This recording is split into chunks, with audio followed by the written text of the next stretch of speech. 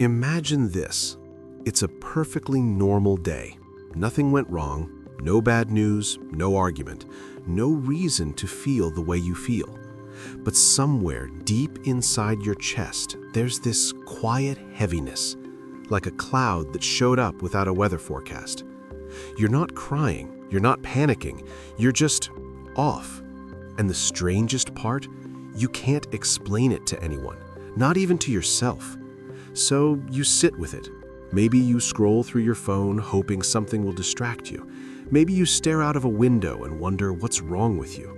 And then comes the second wave, the guilt. The voice that says, you have no reason to feel this way. Other people have real problems. But what if that voice is wrong? What if what you're feeling isn't weakness, confusion, or ingratitude, but actually something deeply human, deeply psychological, and deeply worth understanding? Society has a strange rule about sadness. It needs a reason.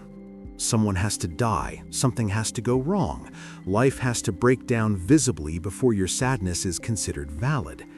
If you feel low without a clear cause, people look at you like you're being dramatic, or worse, like you're looking for attention. But psychology tells a completely different story. Psychology says that emotions don't always follow logic. They don't wait for permission. They don't send you an explanation before they arrive.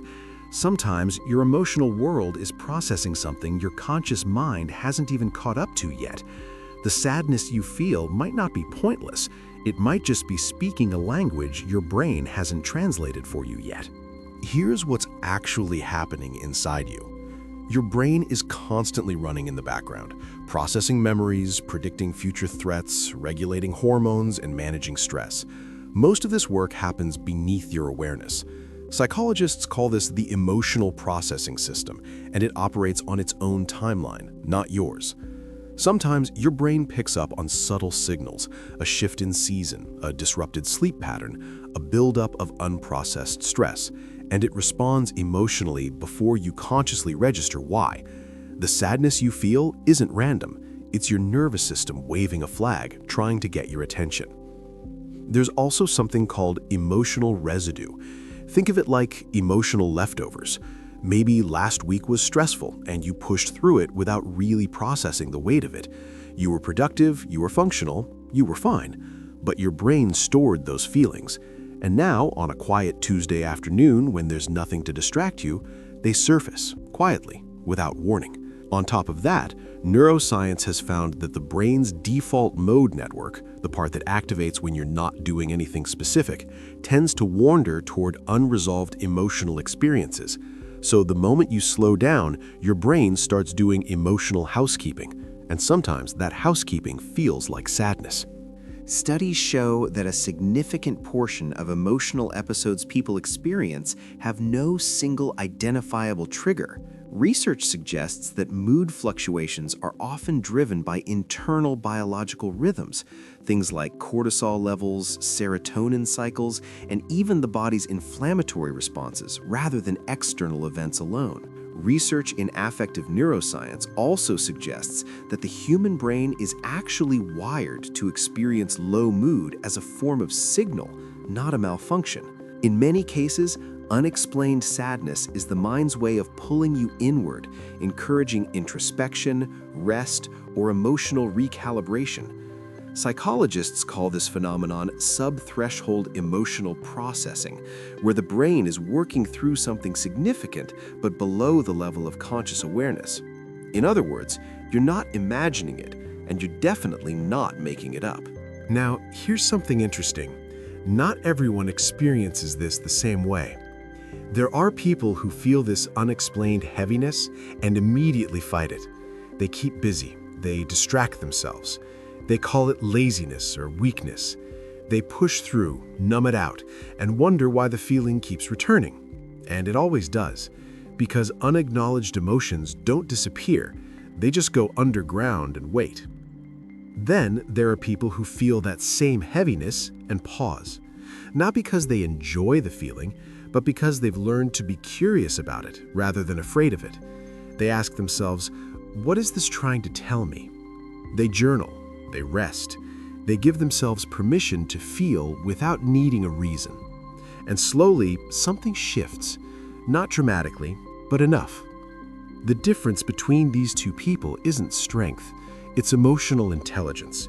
It's the willingness to treat your inner world as something worth listening to, rather than something to be managed and suppressed. Here's the deeper truth nobody talks about. We live in a culture that glorifies being okay, being happy, being productive, being fine.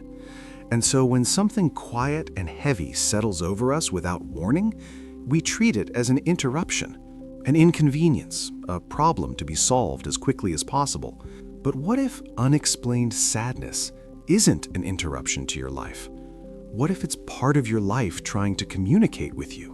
What if it's telling you that you've been running too long without resting, that you've been giving too much without receiving, that there's a part of you, a dream, a grief, a longing that hasn't been acknowledged in a long time? Some of the most emotionally deep and perceptive people in the world experience this feeling regularly, not because they're broken, but because they feel life more fully, because their inner world is rich, layered, and complex, because they carry more awareness than they're sometimes given credit for. Sadness, even without a name, is not your enemy. It is, in its own quiet way, a form of depth. If this is something you experience, that nameless, unexplained heaviness that visits without invitation, I want you to hear this clearly. You are not broken. You are not weak. You are not too sensitive or too emotional or too much. You are a human being with an inner life that is working hard, even when you can't see it, even when you can't explain it. You don't need to have a reason to feel what you feel.